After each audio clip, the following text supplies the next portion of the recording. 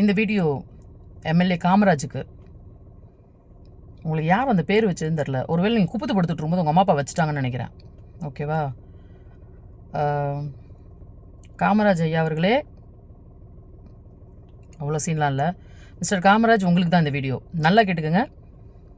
எந்த மீடியாவை கூட்டிகிட்டு வந்து முதலமைச்சர் மேலே மிகப்பெரிய அபாண்டமான குற்றச்சாட்டு, அதெல்லாம் வந்து எப்படி குதிரை பேரம் நடத்தினாரு, யானை பேரம் நடத்துகிறாரு, அசிங்கமாக இல்லைடா உங்களுக்குலாம்?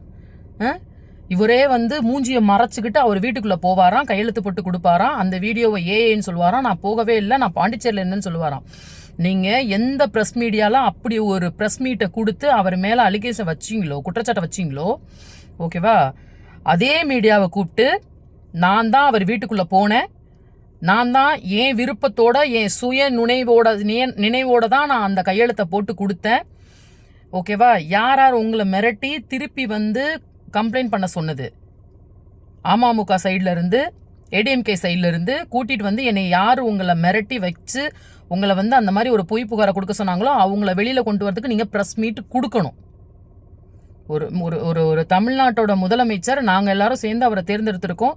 தப்பு பண்ணியிருந்தாலும் பரவாயில்ல, இன்னைக்கு நீங்கள் கேவலமாக சட்டசபையில் கொடுத்தீங்களா ஒரு ஸ்டேட்மெண்ட், நான் உங்களுக்கு வந்து ஆதரவு தரேன்னு, அதுக்கப்புறம் உங்கள் கட்சி தலைவர் வந்து உங்களை அங்கே கட்சியிலேருந்தே டெர்மினேட் பண்ணலாம், அதுலேருந்தே தெரிஞ்சு போச்சு இது எவ்வளோ பெரிய ஃப்ராடு தரணுன்னு.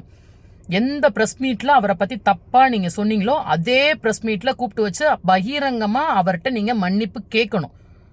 நான் அவர் மேலே வந்து ஒரு தப்பான குற்றச்சாட்டை வச்சுருக்கேன், அதுக்கு இந்த மீடியா மூலயமா நான் அவர்கிட்ட மன்னிப்பு கேட்குறேன்னு கேட்கணும். மீடியா கூப்பிட்டு வச்சு தானே அவர் மேலே தப்பு சொன்னீங்க, அதே மீடியா கூப்பிட்டு வச்சு மன்னிப்பு கேட்கணும். மக்களே, மன்னிப்பு கேட்குற வரைக்கும் விடாதீங்க. கட்டாயமாக மிஸ்டர் காமராஜ் முதலமைச்சர்கிட்ட மன்னிப்பு கேட்கணும். அப்பேற்பட்ட அபாண்டமான குற்றச்சாட்டு, குதிரை பேரம் நடத்தினாரு, வந்து எம்எல்ஏ ஒழிச்சு வச்சுக்கிட்டான்னு அந்த வீணா போன டிடிவி சொன்னதுக்கு எல்லாத்துக்கும் சேர்த்து நீங்கள் மன்னிப்பு கேட்கணும் சார். கட்டாயமாக கேட்கணும். கேட்குற வரைக்கும் விடாதீங்க, மக்களே விடாதீங்க. இது என்னால் முடிஞ்சதை நான் போடுறேன் அவர் மன்னிப்பு கேட்கணுன்றத. ஓகேங்களா? நீங்கள் உங்கள் பேஜில் வீடியோ போட்டாலும் சரி, இதில் இதை ஷேர் பண்ணாலும் சரி, கட்டாயமாக மிஸ்டர் காமராஜ் முதலமைச்சர்கிட்ட மன்னிப்பு கேட்கணும்.